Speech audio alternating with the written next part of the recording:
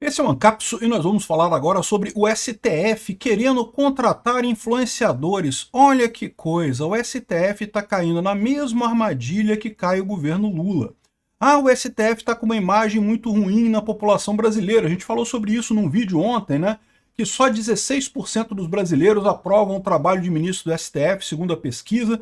A gente falou sobre isso extensamente num vídeo ontem, e o STF concluiu que é porque eles não conseguem conversar na internet. Não temos que contratar influenciadores para falar bem do STF, para ajudar nisso daí.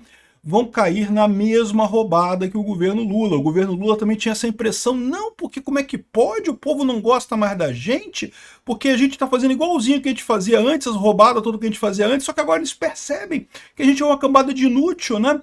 Pois é, exatamente, esse é o problema. Agora as pessoas percebem, as pessoas têm muito mais informação hoje do que tinham há 10, 20 anos atrás por conta da internet. É isso que muda a coisa. A quantidade de informação que circula sobre essa coisa toda. Achar que vai ser a linguagem, que tem uma linguagem atraente, vai fazer o STF, vai fazer as pessoas gostarem do STF, não, beleza, eles vão gastar dinheiro com isso à toa. Vamos entender esse caso aqui. Essa notícia foi sugerida por Siga-me os Bons, Bananinha Não Tem Ombro e várias outras pessoas. Obrigado aí ao pessoal que sugeriu notícias lá no nosso site, no visãolibertaria.com. E obrigado a você que está assistindo o nosso vídeo. Se você gosta do nosso conteúdo, por favor, deixe o seu like e se inscreva aqui no canal, né? Pois bem, a gente falou sobre essa pesquisa ontem que mostrou que só 16% dos brasileiros aprovam o trabalho dos ministros do STF, ou seja, só uma pequena micro maioria, 42% querem, discordam do STF, estão com raiva do STF, acham que o STF está fazendo merda, e isso é um perigo para o STF, como eu expliquei para vocês no vídeo de ontem. Por quê? Porque embora o STF não seja um partido político, não seja influenciado diretamente pela política, né? Os ministros não são eleitos, eles não precisam se preocupar em ganhar voto, todos eles vão ficar até o fim da vida útil deles, aos 75 anos de idade lá no STF, e depois vão se aposentar regiamente, entupindo o cu de dinheiro, e então não tem problema nenhum, eles não precisam se preocupar com política, né? Só que é aquela conta que eu falei para vocês, né? A conta que eu falei para vocês, que esse pessoal no início descartava totalmente, que não tem problema nenhum não gostar do STF, ninguém gosta de juiz não, e coisa e tal. É muito mais do que não gostar do STF, o pessoal está revoltado com o fato do STF, está se metendo em tudo. Né? Enfim, a gente já falou sobre essa pesquisa, né? E qual que é o problema disso para o STF? Que já estão começando a ver isso, eu tenho falado aqui há algum tempo. Vai chegar 2026, quem vai ganhar a eleição para senador, para deputado e para presidente da República vão ser justamente os candidatos que se mostrarem mais anti-STF, mais anti-Lula e anti-STF. Eu acho que só vai ter um nome para presidente, é o Bolsonaro, ou se o Bolsonaro for proibido de participar da eleição, o nome que o Bolsonaro indicar. Então, ou seja, eles estão vendo essa roubada. Um bolsonarista vai ganhar a próxima eleição e vai fazer uma maioria folgada no Senado a ponto de poder até fazer o impeachment de ministro do STF, né?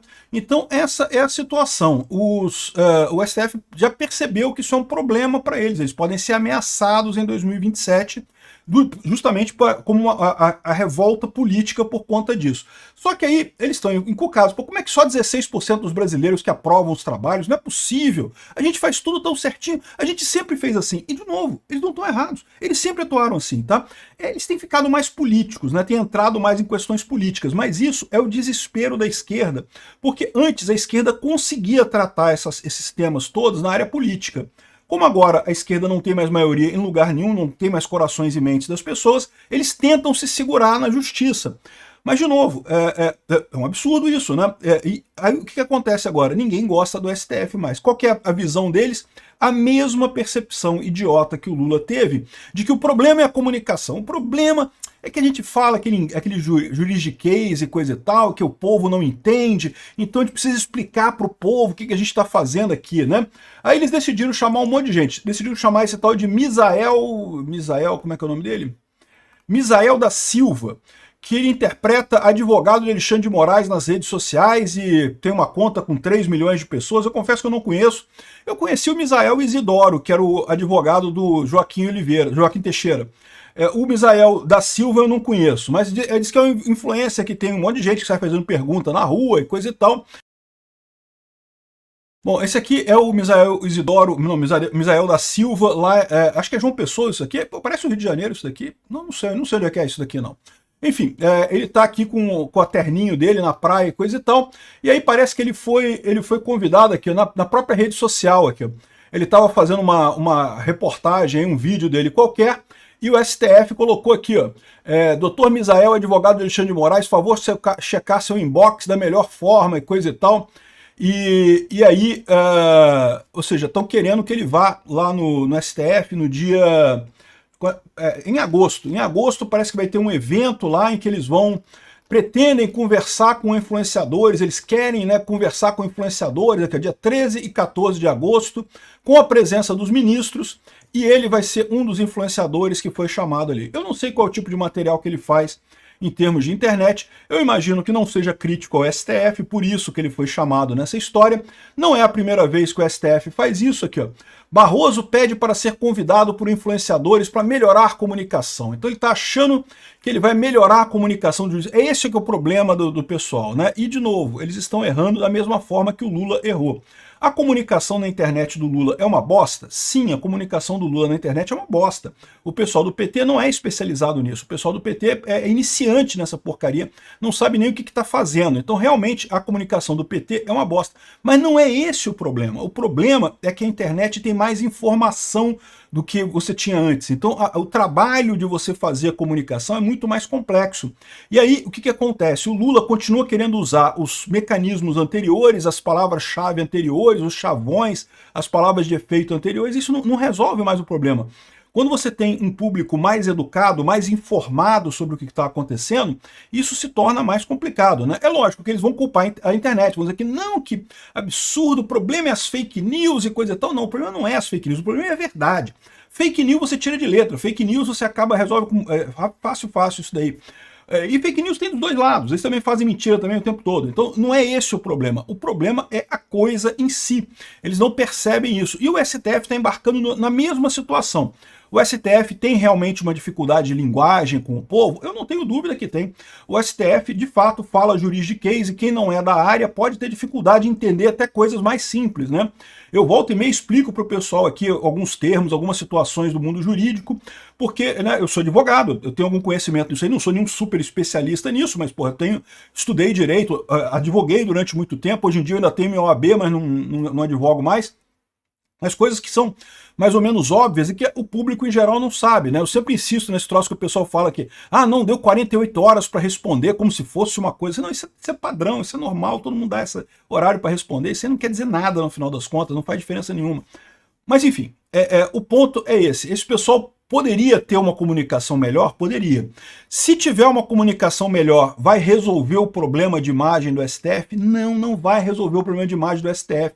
Porque, olha só, o próprio Barroso fala aqui, ó, nós estamos tentando melhorar a imagem, a comunicação com a sociedade e usar uma linguagem mais simples, né?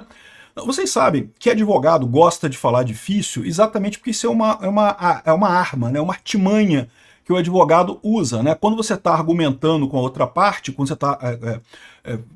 em última análise, é trabalho do trabalho do advogado é argumentar. Você já parou para pensar isso? Você vê esses argumentos, essas discussões que tem entre duas pessoas aí na internet, o pessoal fazendo argumentação, discussão, né, debate, né?